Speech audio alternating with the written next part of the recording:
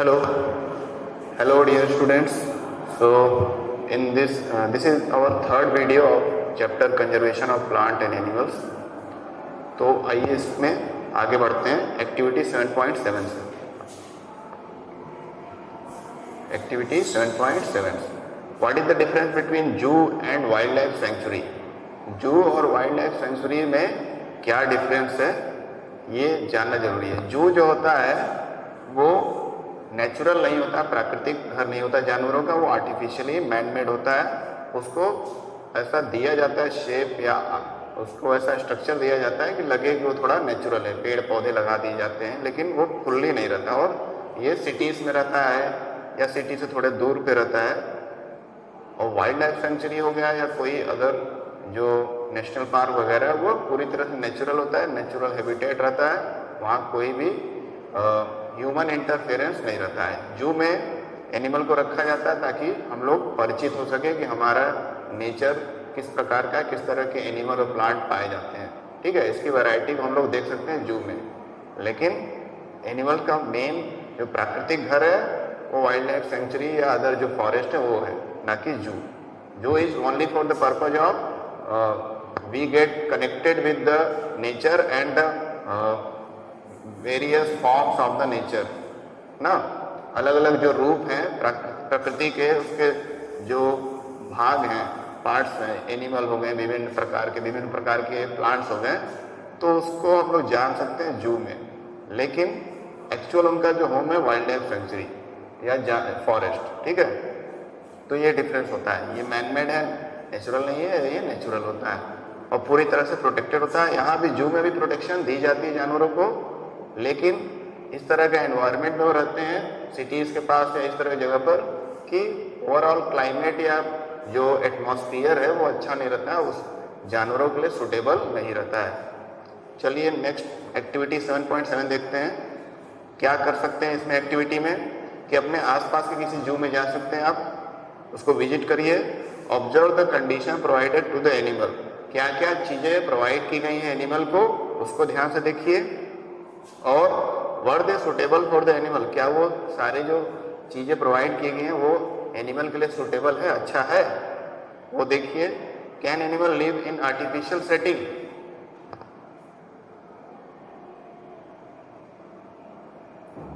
Can animal live in artificial setting instead of their natural habitat, क्या animal उस artificial जू जो बना है उसमें रह सकते हैं अपने नॉर्मल घर को छोड़ करके, क्या वो कंफर्टेबल रहेंगे।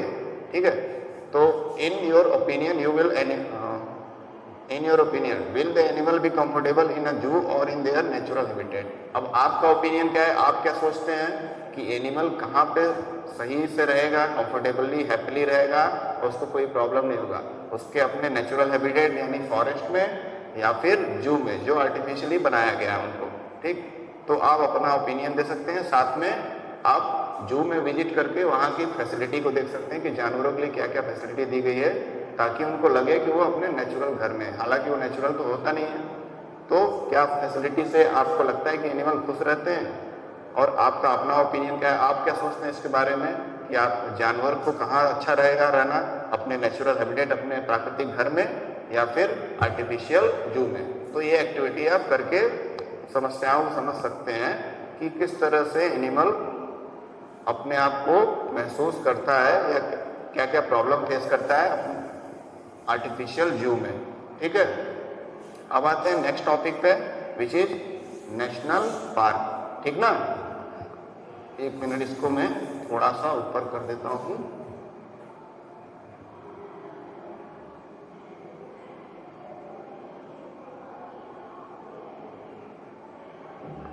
तो national park, on the road side there was another board on which was written Satpura national park. Road के साइड में जब वो माधव जी, प्रोफेसर अहमद और बच्चे जा रहे थे, पहली जो ऑल द चिल्ड्रन, तो रास्ते में उनको एक और बोर्ड दिखा जहाँ पे लिखा हुआ था सतपुड़ा नेशनल पार्क। एक नेशनल पार्क नया टर्म आ गया, बच्चों के लिए कुछ नया था, तो उत्सुक हो गए, एंसियस हो गए, बहुत ज़्यादा ईगरली, मतलब they were very anxious about this term, what is this national park, है ना। तो वो बहुत उत्सुक हो गए जानने के लिए कि ये क्या है। Children are now eager to go there. Madhavji tells them that these reserves are large and diverse enough to protect whole sets of ecosystem. तो माधव जी ने बताया बच्चों को, बच्चे तो जाना चाहते हैं इसमें नेशनल पार्क में, तो माधव जी ने बताया कि उनको कि यहाँ पर एक बड़े एरिया में काफ़ी सारे डाइवर्स मतलब बहुत सारे प्रकार के, बहुत सारे तरह के जो एनिमल और प्लांट है वो रहते हैं, उनको प्रोटेक्ट किया जाता है एक पूरे उनके इकोसिस्टम को, पूरे उनके एनवायरनमेंट को, चाहे वो एनिमल प्लांट हो या उनका आसपास का वातावरण, सबको प्रोटेक्ट करके रखा जाता है ना। Hello hello. तो ये होता है नेशनल पार्क में। They preserve flora fauna landscape and historic object of an area. इस नेशनल पार्क में जो पेड़ पौधे होते हैं, मतलब फ्लोरा मीन्स पेड़ पौधे वहाँ के, ठीक है, फौना मीन्स वहाँ के सारे प्रकार के एनिमल्स, लैंडस्केप वहाँ पे जो भी ज़मीन है, माउंटेनियस है, हिली है या प्लेन है या जिस प्रकार का फॉरेस्ट है, उसको प्रोटेक्ट करना, और उसके हिस्टोरिक ऑब्जेक्ट वहाँ पे जो भी ऐतिहासिक चीज़ें हैं उन सबको प्रोटेक्ट करना, यही नेशनल पार्क में आता है। यानी सभी चीज़ें वहाँ पे सुरक्षित रखी नहीं जाती हैं, सुरक्षित रहती हैं, हर तरह से उसको प्रोटेक्शन प्रोवाइड किया जाता है।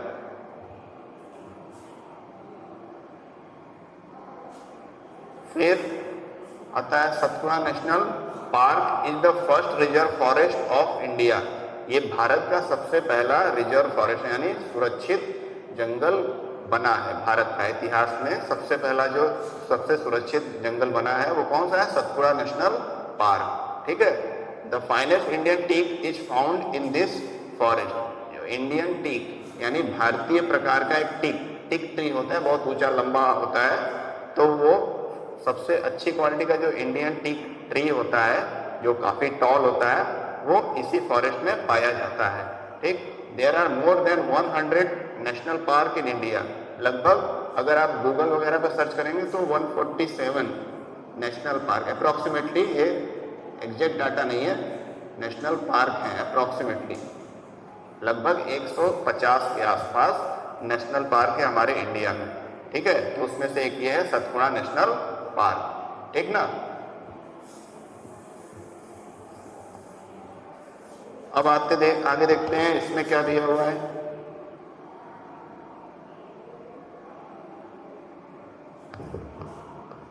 Rock shelter are also found inside the Satpura national park. Rock shelter यानी चट्टानों से बने हुए शेल्टर, जहाँ पे लोग रह सकते हैं, अपना शेल्टर बना सकते हैं सुरक्षित रहने के लिए, वो सतपुड़ा नेशनल पार्क में है।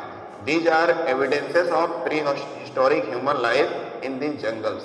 यानी कि चट्टान से बने हुए जो गुफाएं हैं या घर जैसा कुछ बना हुआ है, वो ये साबित करता है कि पहले यहाँ पे प्री हिस्टोरिक टाइम है। प्री हिस्टोरिक टाइम का मतलब है कि जब आदि मानव वगैरह रहते थे चट्टानों का घर बना के गुफाओं में, तो उसका प्रूफ मिलता है कि यानी सतपुड़ा के जंगलों में आदि मानव भी रहे होंगे। इसी का प्रूफ है कि वहाँ पे रॉक शेल्टर्स है, यानी चट्टान से बने हुए छोटे छोटे कमरे या गुफाओं जैसा घर है जहाँ पे रहते रहे होंगे लोग, ठीक।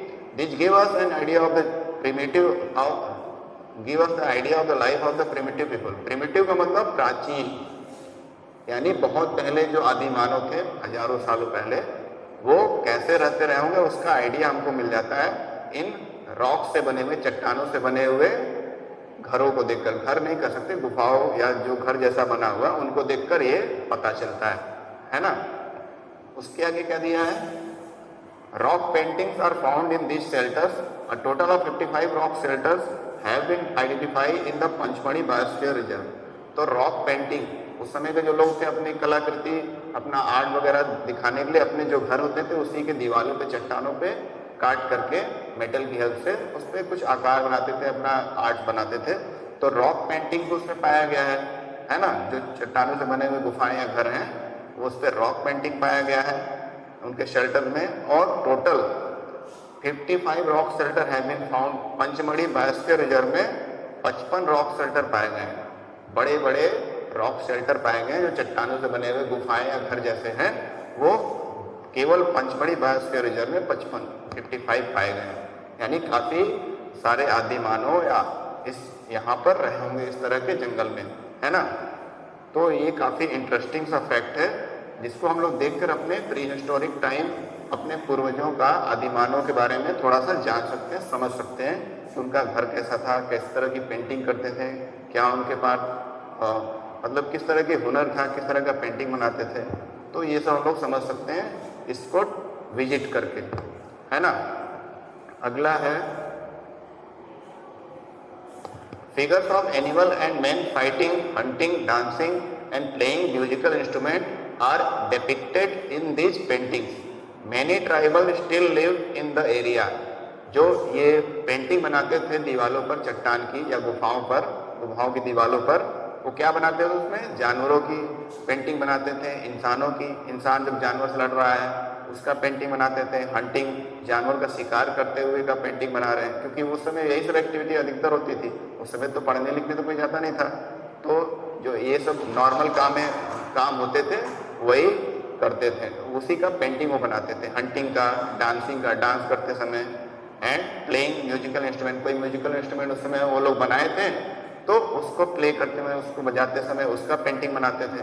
तो सारा डिपिक्टेड है, सारा उस पर दर्शाया गया है, यानी सारा उस पर शो किया गया है। उनके जो पेंटिंग है उससे ये हम लोग को देखने को मिलता है।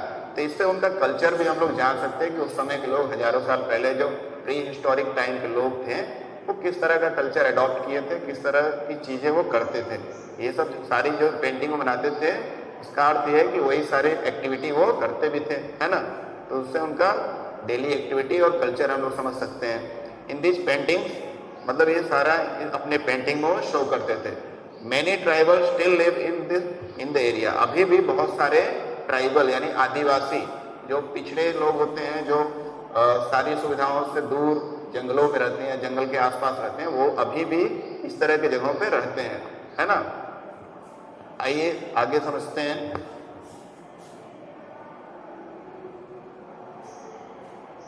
As children move ahead, they see a board with Satpura tiger reserve.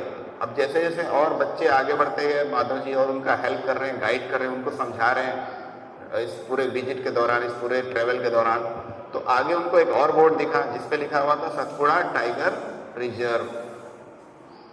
ये बड़ा ही इंटरेस्टिंग सा है कि सतपुड़ा वो जगह है, सतपुड़ा की पहाड़ियां हैं, ठीक है। सतपुड़ा बोलते हैं इसको हिंदी में, इंग्लिश में सतपुड़ा बोल सकते हैं।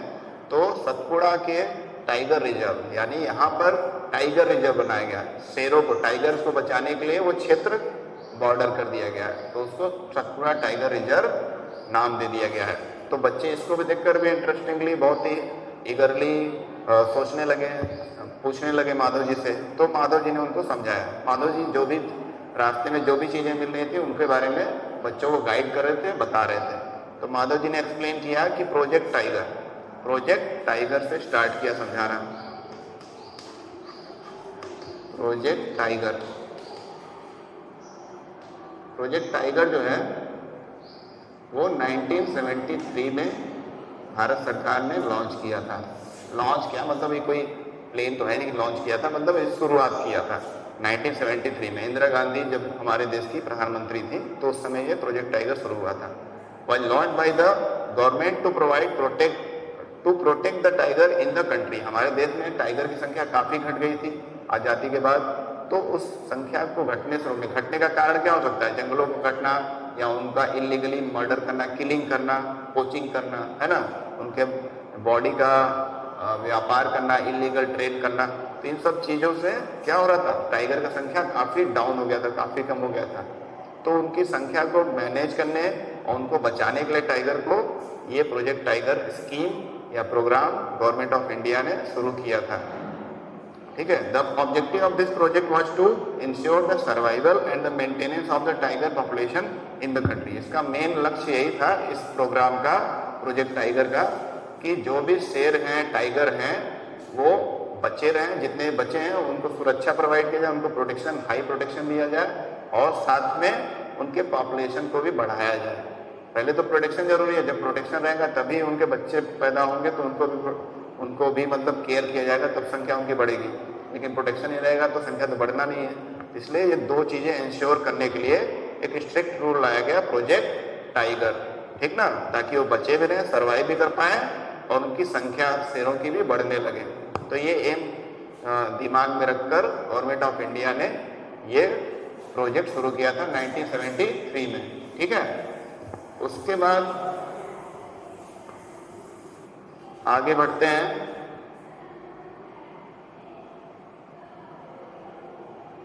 यहाँ पे आप देखेंगे तो बूझो कुछ सोच रहा है, बूझो सोच रहा है यानी आपके भी दिमाग में क्वेश्चन आ सकता है, are the tiger still found in this forest, I hope I can see a tiger. तो बूझो, जैसा कि सबके साथ, सारे बच्चों के साथ बूझो पहली भी जा रहे हैं, तो उसने क्वेश्चन पूछा कि क्या are the tiger still found in this, इस फॉरेस्ट में क्या अभी भी टाइगर हैं? I hope I can see a tiger, उम्मीद करता हूँ कि मुझे एक टाइगर दिख जाए। तो ऐसा ये सोच रहा है कि अगर इस फॉरेस्ट में टाइगर है तो मैं भी देख लूँगा शायद आज, क्योंकि आज मैं इसमें ट्रेवल कर रहा हूँ, विजिट कर रहा हूँ।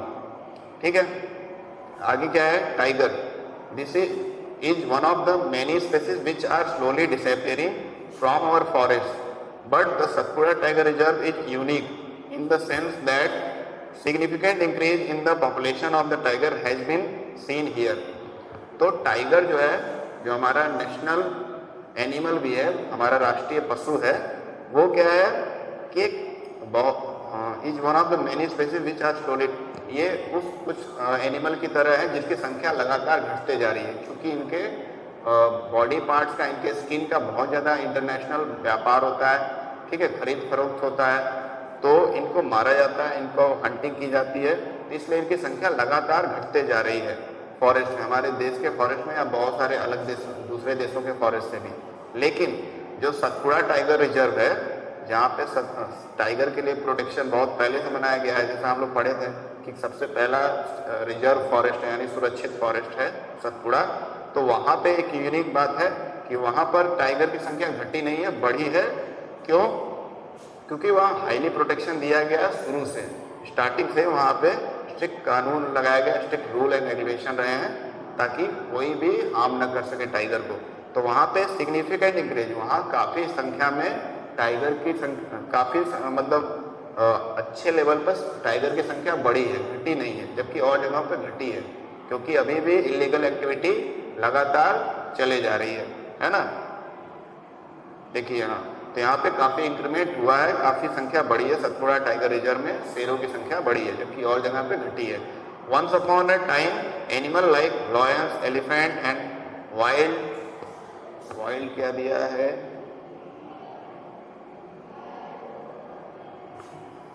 हाँ, once upon a time lion, elephant, wild, buffalo, यानी जो शेर होता है या एलिफेंट होता है या जंगली भैंस होता है, बफेलो, बारहसिंघा, ये सब were also found in the Satpura national park. Satpura national park में ये सब भी एनिमल पाए जाते थे, वंस अपॉन ए टाइम, मतलब पहले पाए जाते थे।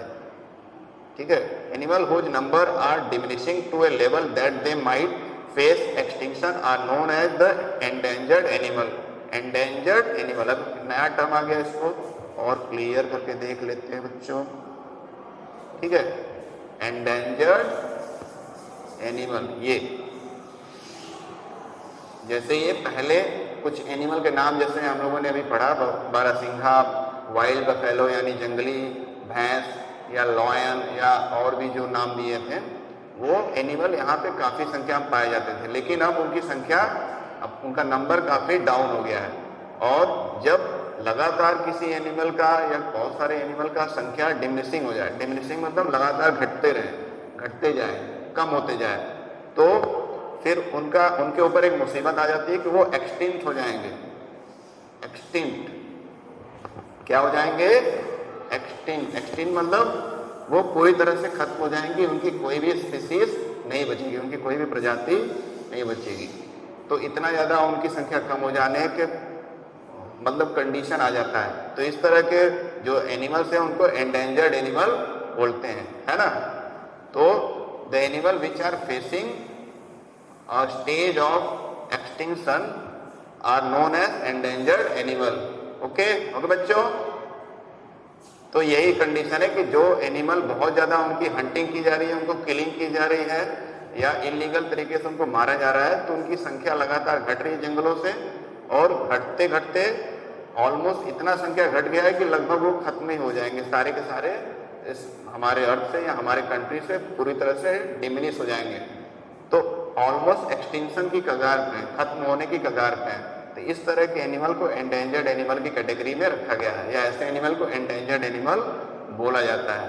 यानी इनको बहुत ज़्यादा सिक्योरिटी या प्रोटेक्शन की जरूरत है, क्योंकि ऑलमोस्ट इनकी संख्या लगभग खत्म होने की कगार पे ही है। समझ गए आप लोग एंडेंजर्ड एनिमल? नाउ बोजो is reminded of the dinosaurs which became extinct a long time ago. तो बोजो ने रिमाइंड किया, याद किया और लोगों को बताया कि अरे हाँ, जैसे डायनासोर थे वो बहुत साल पहले ही एक्सटिंक्ट हो गए, बहुत साल, हजारों साल पहले ही वो हमारी धरती से एक्सटिंक्ट हो गए, गायब हो गए। सर्वाइवल ऑफ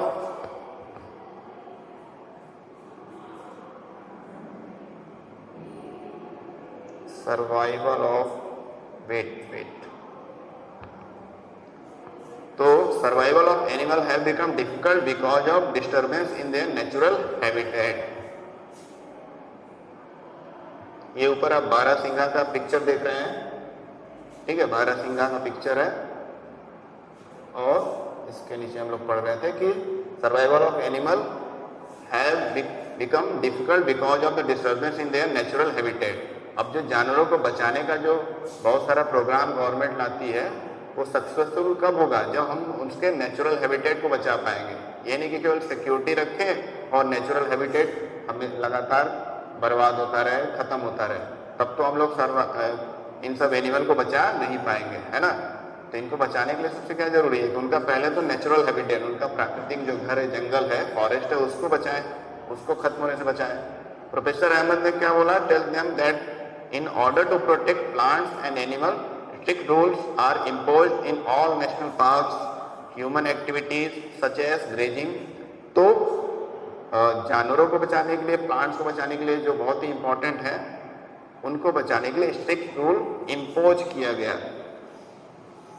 इम्पोज मतलब लागू किया गया, ठीक ना। एक कठोर कानून लागू किया गया है। नेशनल पार्क जितने भी हैं और ह्यूमन एक्टिविटी जितने भी होती है, जितने भी इंसानों की एक्टिविटी होती है, उनको उस पर कठोर कानून लगा दिया गया है। जैसे ग्रेजिंग, पोचिंग, हंटिंग। ग्रेजिंग मतलब जानवरों को घास चराने के लिए जो आसपास के लोग उसमें नेशनल पार्क में इंटर कर जाते हैं, तो वो सब पूरी तरह से कानूनी रूप से बंद है। पोचिंग इनलीगल तरीके से जानवरों को मारना, उनको उनके बॉडी पार्ट्स का व्यापार करना, पोचिंग करना, हंटिंग करना, ठीक है। तो कैप्चरिंग ऑफ एनिमल्स और कलेक्शन ऑफ फायरवुड, लकड़ियों को इकट्ठा करना, लकड़ी को काट देना, यानी पेड़ों को काट के उसकी लकड़ियों का फिर यूज करना जलाने के लिए फायरवुड के रूप में, है ना। तो मेडिसिनल प्लांट्स, मेडिसिन बनाने के लिए बहुत सारे प्लांट्स का पार्ट्स यूज करना, ये सारे अलाउ नहीं है, ठीक ना। ये सारी एक्टिविटी को क्या कर दिया गया? पूरी तरह से एक स्ट्रिक्ट रूल इम्पोज कर दिया गया, एक कठोर नियम लागू कर दिया गया कि इस तरह की कोई भी एक्टिविटी, ग्रेजिंग हो, मतलब इंसान जो भी एक्टिविटी कर सकता है जंगल में जाकर के, वो सारे पूरी तरह से बंद कर दिए गए हैं। तभी जाकर हमारा क्या होगा? नेचुरल हैबिटेट बचेगा, और नेचुरल हैबिटेट बचेगा तो अल्टीमेटली जो एनिमल हैं वो भी बच जाएंगे, है ना।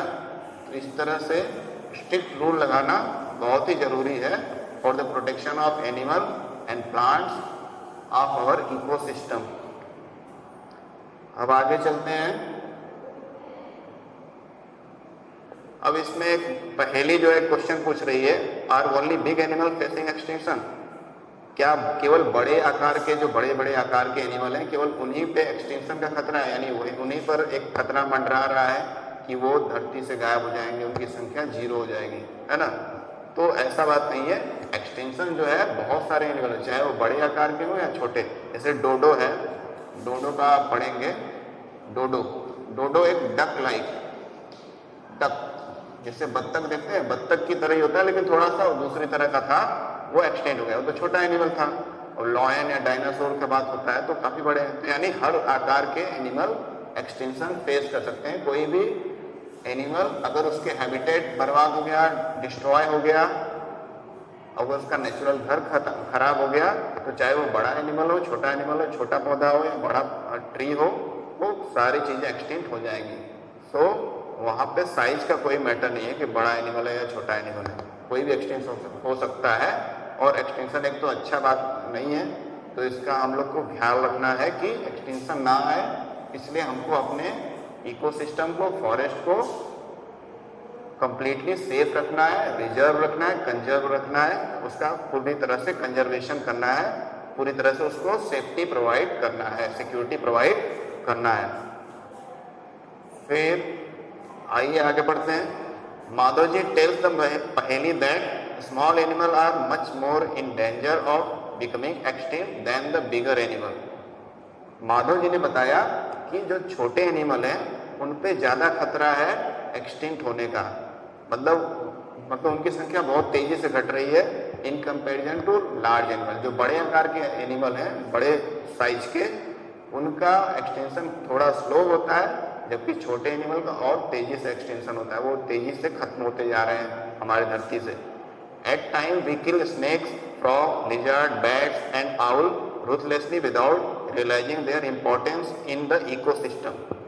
अभी क्या हो रहा है, माधव जी बता रहे हैं कि हम लोग स्नेक्स को मार देते हैं, कहीं स्नेक मिल जाता है तो उसको हम लोग डर के मारे उसको पकड़ के जंगल में नहीं छोड़ने के बजाय उसको मार देते हैं, है ना। इसी तरह फ्रॉग को मार देते हैं, लिजर्ड को मार देते हैं, जो छिपकली होती है, बैट्स जो चमगादड़ होते हैं, आउल्स, उल्लू, तो रूथलेसली मतलब एकदम निर्दयी होकर के, रूथलेसली एकदम निर्मम हत्या, बिना कोई दया के, एकदम निर्दयी स्वभाव के साथ हम लोग इनको मारे जा रहे हैं, बिना सोचे कि क्यों, कि ये सारे जो एनिमल है, कोई भी एनिमल हो, चाहे वो इंसेक्ट हो या कोई भी बड़ा से बड़ा एनिमल हो, सारे का एक इम्पॉर्टेंट रोल है, ठीक है, पूरे इकोसिस्टम में, और सारा बैलेंस रहता है, एक दूसरे से कनेक्टेड है। आप लोग फूड चेन या फूड साइकिल पढ़े होंगे, है ना, फूड वेव, तो एक दूसरे से सारे एनिमल, प्लांट्स कनेक्टेड हैं और इकोसिस्टम को बैलेंस रखते हैं।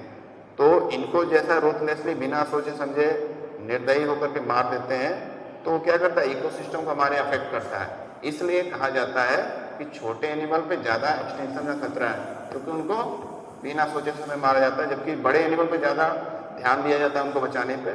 लेकिन क्या करना चाहिए कि बड़े और छोटे एनिमल दोनों को प्रॉपर सिक्योरिटी, सेफ्टी प्रोवाइड करनी चाहिए, है ना। आगे क्या है, by killing them we are harming ourselves. उनको मार करके, जो छोटे एनिमल हैं उनको मार करके हम लोग अभी अपने आप को ही हानि पहुंचा रहे हैं, क्योंकि इकोसिस्टम को बैलेंस करने में हर एक जो लिविंग बीइंग है उसका इक्वल इम्पोर्टेंस है। ये नहीं कि उसको मार देंगे तो हम सेफ्टी रहेंगे। तो इसलिए हमको नेचर को समझना चाहिए और नेचर के साथ खिलवाड़ नहीं करना चाहिए। They might be small in size but their role in the ecosystem can't be ignored. भले वो आकार में छोटे हैं, लेकिन उनका जो रोल है, उनका जो भूमिका है हमारे इकोसिस्टम में, उसको आप नकार नहीं सकते हैं, है ना। वो बहुत ही इंपॉर्टेंट रोल अदा करते हैं, उसको इग्नोर आप नहीं कर सकते हैं, ठीक। They form part of food chain and food web. जैसा कि मैंने बताया कि वो छोटे छोटे एनिमल जो होते हैं या इंसेक्ट होते हैं, सारे एक फूड चेन या फूड वेव बनाते हैं और इकोसिस्टम का एक महत्वपूर्ण हिस्सा होते हैं और एक दूसरे से इंटरलिंक्ड होते हैं। तो किसी एक को अगर हम लोग हटाएंगे तो उससे फूड चेन का और पार्ट भी अफेक्ट हो जाएगा, ठीक है। तो इसलिए हर एक छोटे छोटे एनिमल या कोई भी छोटा स्पीसीज है, उसका बहुत ही इंपॉर्टेंट रोल है, उसको समझना होगा हमको, और हर किसी स्पीसीज को प्रोटेक्शन प्रोवाइड करना पड़ेगा, किसी को इग्नोर नहीं करना है। About which you have learn in class 7। Class 7 में आप फूड चेन और फूड वेव के बारे में पढ़े होंगे कि हर एक एनिमल का अपना एक फूड चेन, फूड वेव होता है जो इंटरलिंक्ड होता है बड़े एनिमल तक, छोटे से बड़े एनिमल तक, है ना। तो इसलिए सभी का प्रोटेक्शन, सभी को सिक्योरिटी मिलना जरूरी है, और सबका लाइफ जो है इक्वली इम्पोर्टेंट है। इसलिए बोला जाता है कि सभी जो लाइफ है, सब में जीवन जो है वो इक्वली इम्पोर्टेंट है, और सबको सभी से जो इकोसिस्टम होता है बैलेंस होता है, किसी एक से नहीं।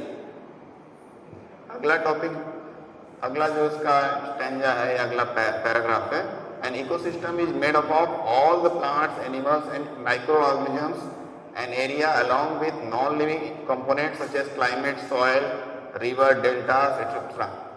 यानी इकोसिस्टम क्या होता है, हमारे आसपास में जो हवा पानी, मतलब जितने नॉन लिविंग चीज़ें हैं, हवा पानी मिट्टी या अदर चीज़ें हैं, ये नॉन लिविंग। और लिविंग में क्या है, प्लांट, एनिमल्स, माइक्रो ऑर्गेनिज्म, छोटे जीव जंतु, इंसेक्ट्स, या बड़े ट्री या छोटे प्लांट्स या फिर एनिमल्स, ये सारे मिलकर के क्या बनाते हैं, इकोसिस्टम बनाते हैं। ये सबसे मिलकर के क्या बनता है, इकोसिस्टम बनता है। और इसी का हिस्सा सारे एनिमल है, चाहे बड़े हो या छोटे।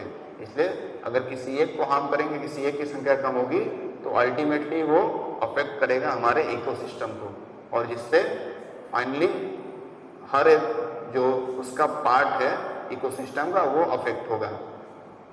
ठीक ना। तो समझ गए आप, क्लाइमेट यानी कि एक पार्टिकुलर जो किसी जगह का क्लाइमेट होता है लंबे समय तक, जैसे कहीं का क्लाइमेट ठंडा है, कहीं का क्लाइमेट बहुत गर्म है, कहीं का क्लाइमेट ह्यूमिड है, मॉडरेट है, न ठंडा न गर्म। तो इस तरह की सारी चीज़ें जो है इकोसिस्टम का हिस्सा है, चाहे उसमें प्लांट, एनिमल, माइक्रो ऑर्गेनिज्म और नॉन लिविंग चीज़ें, climate, soil, river, delta, air, ये सारी चीज़ों से मिलकर के इकोसिस्टम बनता है। और सभी जो है उसमें उसके पार्ट्स हैं, उनका इक्वली कंट्रीब्यूशन, इक्वल इम्पोर्टेंस है। किसी एक पे अगर अफेक्ट होगा, किसी एक की संख्या अगर घटेगी, तो ओवरऑल वो पूरे इकोसिस्टम को अफेक्ट करेगा, और इकोसिस्टम अफेक्ट होगा तो अल्टीमेटली सबको प्रॉब्लम होगी, किसी एक को नहीं, सबको होगी।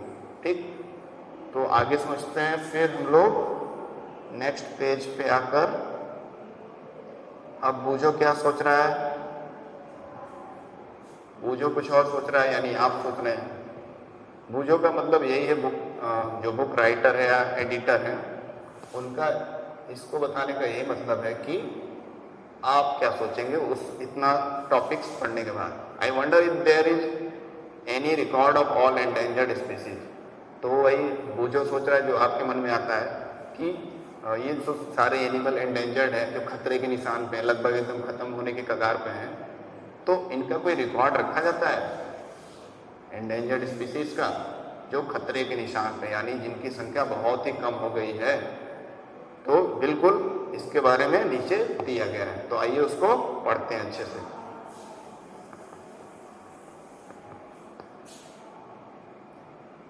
तो रेड डाटा बुक 7.9 हमारा टॉपिक, रेड डाटा बुक। तो आइए पहले इसको पढ़ लेते हैं, फिर इसको समझते हैं। Professor Ahmed explain about red data book to the children. Professor Ahmad ने रेड डाटा बुक के बारे में बच्चों को समझाया। He tells them that red data book is the source of book which keeps a record of all the endangered animal and plants. तो professor Ahmad ने बताया बच्चों को कि जितने भी एंडेंजर्ड एनिमल हैं, प्लांट्स हैं, उनका सारा रिकॉर्ड एक बुक में या एक रिकॉर्ड बुक है उसमें रखा जाता है, जिसको रेड डाटा बुक बोलते हैं।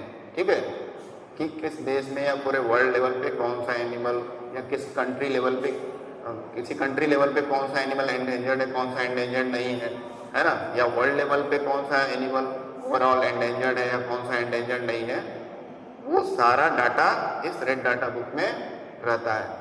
ठीक,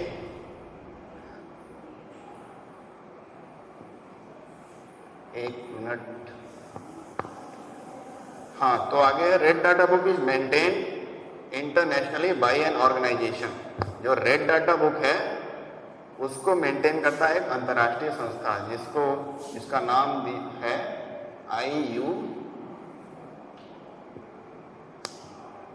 IUCN। I for international, U for union, C for conservation of natural resource. International union for conservation of natural resource. ये एक अंतर्राष्ट्रीय संस्था है जो ये रिकॉर्ड सारे देश का, सारे वर्ल्ड के लेवल का रखती है कि कहाँ कहाँ पे कौन कौन से एनिमल या प्लांट एंडेंजर्ड कैटेगरी में हैं, है ना, उनका डाटा रखती है। और उसी डाटा से हेल्प मिलता है कि क्या क्या हम लोग रास्ते अपनाएं कि ये जो एंडेंजर्ड एनिमल और प्लांट हैं इनको बचाया जा सके, इनको धरती से खत्म होने से पहले बचाया जा सके, ताकि हमारा जो इकोसिस्टम है उसका बैलेंस बना रहे। तो इसका ये डाटा बुक बनाने का यही एम है, ताकि सारा डाटा अगर आपके पास रहेगा तो आप उससे प्लानिंग करके कुछ कंजर्वेशन के, उनको रिजर्व करने के, प्रिजर्व करने के, बचाने के बहुत सारे तरीके अपना सकते हैं। तो ये IUCN जो इंटरनेशनल ऑर्गेनाइजेशन है वो ये डाटा बुक बनाती है। India also maintain red data book for plants and animals found in India. और हर एक कंट्री भी अपने कंट्री के लेवल पे रेड डाटा बुक बनाता है और इसी रेड डाटा बुक का डाटा लेकर के एक इंटरनेशनल लेवल पे रेड डाटा बुक पब्लिश होता है, जिसमें हर एक कंट्री का रहता है और एक ग्लोबल लेवल पे पूरे दुनिया के लेवल पे उसका रिकॉर्ड बताया जाता है। जैसे इंडिया अपना रेड डाटा बुक बनाती है प्लांट्स और एनिमल का, जो एंडेंजर्ड कैटेगरी में है या और सारी कैटेगरीज में है। ठीक है, अब माइग्रेशन पे आने से पहले एक कुछ टॉपिक हम लोग पढ़ लेते हैं। जो रेड डाटा बुक में है उसमें 4 कैटेगरी आप फिलहाल समझ लीजिए।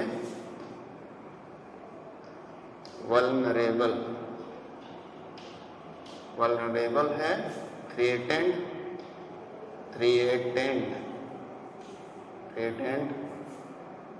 एंडेंजर्ड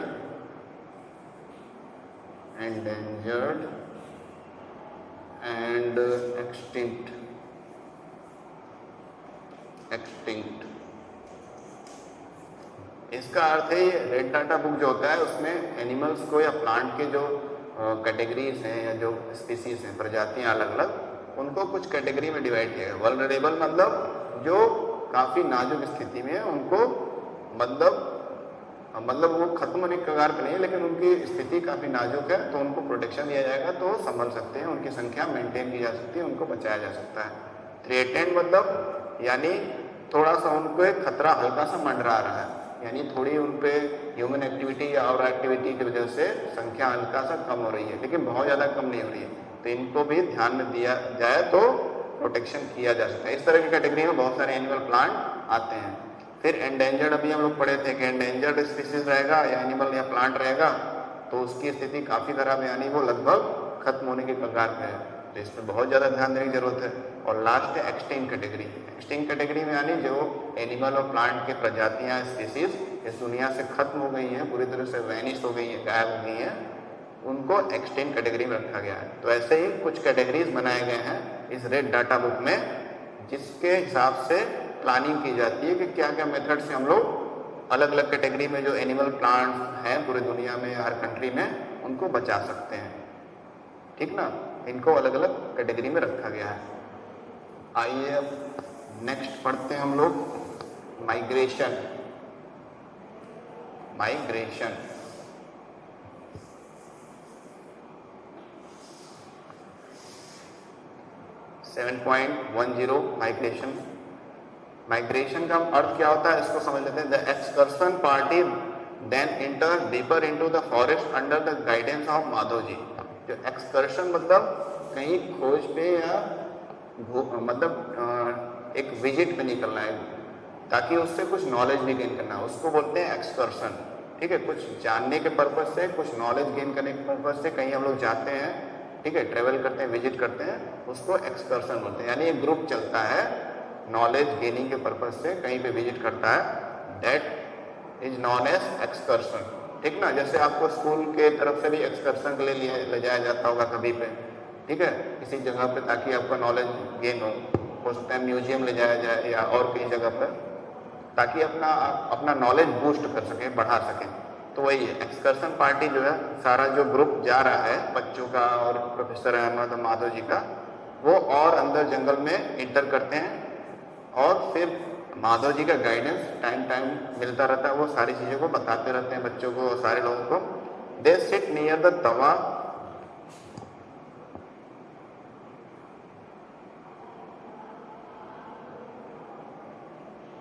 एक मिनट, तो यहाँ पर वो क्या करते हैं, माधव जी बच्चे और प्रोफेसर अहमद जो है कहाँ बैठ जाते हैं, तवा रिजर्वायर।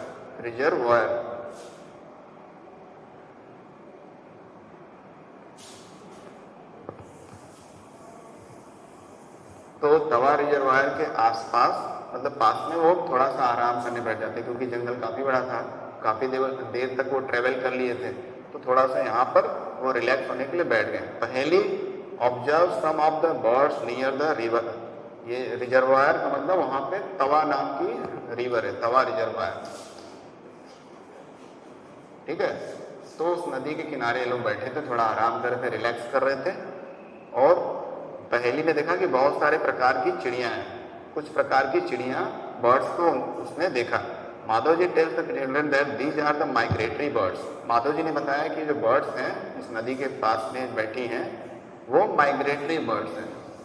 माइग्रेटरी बर्ड्स क्या होती हैं? जो अपने घर को छोड़कर या जहाँ वो रहती हैं, जहाँ वो अपना नेस्ट बनाती है, घोंसला बनाती हैं, वहाँ से उड़ करके कई किलोमीटर दूर आकर दूसरे जगह पर कुछ दिनों या कुछ महीनों के लिए रहती हैं, ठीक है। वो क्लाइमेटिक चेंज के ऊपर है कि कहाँ से कहाँ चिड़िया या बर्ड्स मूव कर रही हैं, ठीक है। तो एक जगह से दूसरी जगह मूव करने को माइग्रेशन बोलते हैं। और बर्ड्स जो कि मूव कर रही हैं तो इनको माइग्रेटरी बर्ड्स बोला जाता है। These birds have phloem here from other parts of the world. दुनिया के किसी और एक हिस्से से उड़ करके, माइग्रेट करके, फ्लो करके, फ्लाई करते हुए ये यहाँ पे पहुँच गई हैं। ये माधव जी समझा रहे हैं। जैसे जनरली आपको टीवी में न्यूज आता ही होगा, हर साल ये आता है, जो बहुत फेमस बर्ड्स कुछ हैं जिनको बोलते हैं Siberian crane. Siberian crane, Siberian crane नाम के कुछ पक्षी होते हैं, ये साइबेरिया क्षेत्र से आते हैं। साइबेरिया जो है दुनिया का सबसे ठंडा जगह है, जो रशिया कंट्री का पार्ट है। तो वहाँ से जो चिड़िया होती हैं, मतलब जो बर्ड्स होती हैं स्पेशल टाइप की, साइबेरियन क्रेन नाम है जिनका, वो फ्लोन करते हुए कई घंटों की यात्रा करके, कई हजारों किलोमीटर छोड़कर हमारे देश में गर्मी के दिनों में, मई जून के समय में इधर देखी जाती हैं हमारे देश में। तो इस तरह से ये बर्ड्स जो हैं अपने नॉर्मल जो जगह रहता है वहाँ को छोड़ करके कुछ महीनों के लिए, कुछ हफ्तों के लिए दूसरे जगह ट्रेवल करती है, दुनिया के दूसरे हिस्से में एक लंबी दूरी ट्रेवल करके आती हैं। तो इसलिए इनको माइग्रेटरी बर्ड्स बोला जाता है, ठीक ना। ये माइग्रेट कर रही है, एक जगह से दूसरी जगह जा रही हैं। अब तो ये हो गया other parts of the world. Now migratory birds fly to far away areas every year during a particular time because of climatic change. Migratory bird ऐसे तो मन करेगा नहीं, कैसे मन किया चलो घूमने चलते हैं, जैसे हम लोग सोचते हैं आज चलो पिक्चर देखने चलते हैं, तो ऐसा कुछ नहीं है। माइग्रेटरी बर्ड क्यों फ्लो करती हैं, मतलब इतना दूर हजारों किलोमीटर उनके उड़ने का क्या फ़ायदा? तो उनका मेन रीज़न यही है कि हर साल जो क्लाइमेटिक चेंज होता है, जो मौसम में परिवर्तन होता है वहाँ के जहाँ पे वो रहती हैं, इसकी वजह से वो उड़ करके दूसरे जगह चली जाती हैं ताकि वो कंफर्टेबल रहें, ठीक है। तो ये क्लाइमेटिक चेंज ही मेन रीजन है। जब वो सूटेबल एनवायरनमेंट हो जाता है, सूटेबल क्लाइमेटिक कंडीशन हो जाता है, तो फिर वो वापस अपने ओरिजिनल जगह पर या जहाँ उनका घर है वहाँ आ जाती हैं। और जब क्लाइमेटिक कंडीशन थोड़ा हार्श रहता है तो वो उड़ते हुए जा करके कहाँ पे चली जाती हैं? एक नए जगह पर, ठीक है। They fly for laying eggs as the weather in their natural habitat becomes very cold and inhospitable. वो इतना दूर हजारों किलोमीटर उड़ के क्यों जाती हैं? ताकि अपने अंडे दे सकें एक अच्छे एनवायरनमेंट में, अच्छे क्लाइमेट कंडीशन में, और उनका natural habitat becomes very cold and inhospitable. उनका जो नेचुरल हैबिटेट होता है काफ़ी ठंडा हो जाता है, या इनहॉस्पिटेबल बहुत ज़्यादा हानिकारक हो जाता है। हॉस्पिटेबल मतलब अच्छा कंडीशन, और इनहॉस्पिटेबल का मतलब है कि ऐसा कंडीशन जिसमें आप सर्वाइव न कर पाएँ, अच्छे से रह ना पाएँ। तो ऐसे कंडीशन की वजह से ही उनको मजबूरी में उड़ना पड़ता है, उड़ करके कई हजारों किलोमीटर दूर जाके रहना पड़ता है, जहाँ पे वो ईजिली अपने अंडे दे सकें और साथ में सही से रह सकें, है ना। फिर birds who cover long distance to reach another land are known as migratory birds, as Paheli learn in class 7, ठीक ना। तो जो भी बर्ड्स हजारों किलोमीटर, बहुत सारा किलोमीटर का दूरी तय करके उड़ते हुए दुनिया के एक हिस्से से दूसरे हिस्से में जाती हैं, उनको माइग्रेटरी बर्ड्स बोलते हैं। ये आप क्लास 7 में भी पढ़े होंगे। और क्या रीजन है? रीजन वही है कि क्लाइमेटिक चेंज होता है, ठीक है। तो उनको अंडे देने हैं चिड़ियों को, लेकिन वो एटमॉस्फेयर या वेदर या मौसम वहाँ का सही नहीं है, साथ में काफ़ी कोल्ड हो जाता है मौसम, तो इन सब वजहों से वो माइग्रेट कर जाती हैं अपने नॉर्मल जगह से दूसरे जगह, वहाँ पे उनको सुटेबल कंडीशन मिलता है, वहाँ पे वो अपने एग्स वगैरह देती हैं, ठीक है। तो इन वजहों से उनको माइग्रेट करना पड़ता है। अब आते हैं नेक्स्ट टॉपिक पे 7.11 नहीं बोलेंगे, 7.11 recycling of paper. Recycling of paper, paper का कैसे रिसाइकलिंग किया जाए। Professor Ahmed draws attention of the children to another cause of the deforestation. He tells them that it takes 17 full grown trees to make 1 ton of the paper. ठीक है, तो professor Ahmad बच्चों का ध्यान थोड़ा सा अलग पॉइंट पे ले जाते हैं और बताते हैं कि डिफॉरेस्टेशन के और क्या क्या प्रॉब्लम होते हैं। उन्होंने जैसे बताया कि 17 फुल ग्रोन ट्रीज, पूरे फुल्ली ग्रो मतलब पूरी तरह से विकसित जो 17 ट्री है, 17 ट्रीज, उनसे फिर 1 टन पेपर बनाया जाता है ना। यानी 17 पेड़ों को काट करके 1 टन पेपर बनेगा। Therefore we should save paper, इसलिए हम लोगों को पेपर्स वगैरह बचाने चाहिए, क्योंकि इतने सारे ट्री को काटने पे पेपर बन रहा है, तो we have to save it anyhow. Otherwise if we use so much of the water, so many number of paper, then there will be more condition of deforestation, है ना। कि जितना ज़्यादा हम लोग पेज बर्बाद करेंगे उतने ही ज़्यादा पेज बनाने के लिए फिर पेड़ों को काटा जाएगा और उतना ही ज़्यादा डिफॉरेस्टेशन होगा।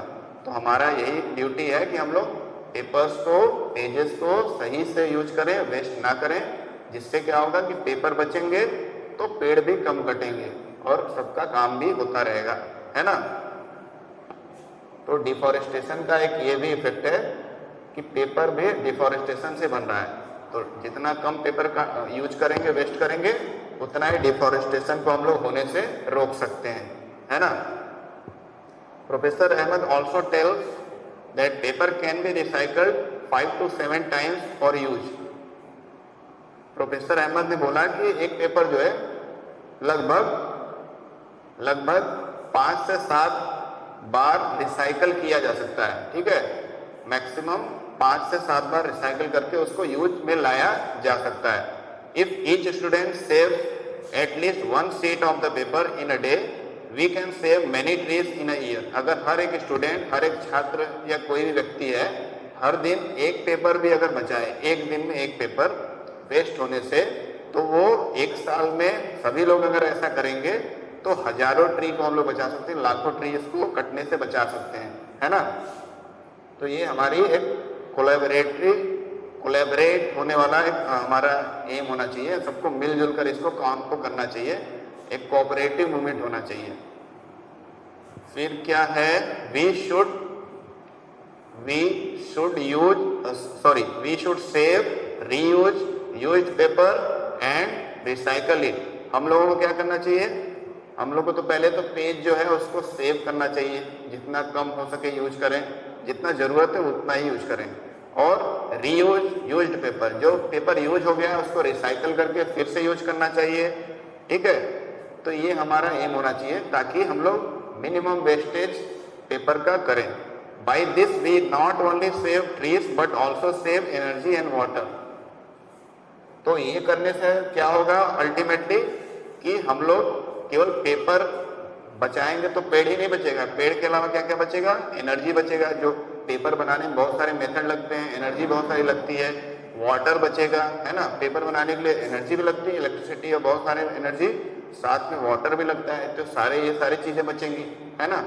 तो एक काम करने से, एक हम लोग अच्छा तरीका अपनाएंगे तो और सारी चीज़ें भी सुरक्षित हो जाती हैं, बच जाती हैं। Needed for the manufacturing paper, energy और वाटर जो चाहता है पेपर को बनाने के लिए वो भी बच जाएगा अगर हम लोग पेपर को रीयूज करेंगे और वेस्ट कम करेंगे। Moreover the amount of harmful chemicals used in paper making will also be reduce. और जो हार्मफुल केमिकल यूज किए जाते हैं अलग अलग तरह के पेपर बनाने के लिए, उनका भी यूज काफ़ी कम हो जाएगा, और जितना कम उनका यूज होगा उतना ही हमारे एनवायरनमेंट के लिए वो अच्छा है ना। तो फिलहाल आज के लिए हम लोग इतना ही पढ़ते हैं। और ये जो आपको एक क्वेश्चन दिया है, जो बूझो सोच रहा है अपने माइंड में, is there any permanent solution to the problem of deforestation? क्या कोई एक परमानेंट सोल्यूशन है, कोई एक फिक्स या पूरी तरह से सक्सेसफुल कोई इसका हल है डिफॉरेस्टेशन का, जंगलों को काटने का कोई एक फाइनल सोल्यूशन है जिससे कभी ऐसा प्रॉब्लम आए ना? तो ये बूझो सोच रहा है, तो आप भी सोचिए इसका आंसर, और नेक्स्ट क्लास में हम लोग लाइव क्लास में इसके बारे में डिस्कस करेंगे कि डिफॉरेस्टेशन को, जंगलों को कटने से रोकने का कोई एक परमानेंट सोल्यूशन है ताकि हमेशा के लिए प्रॉब्लम सॉल्व हो जाए, ये कोई एक अच्छा बेटर मेथड या बेस्ट मेथड है? तो ओके, आज के लिए इतना ही। Thank you.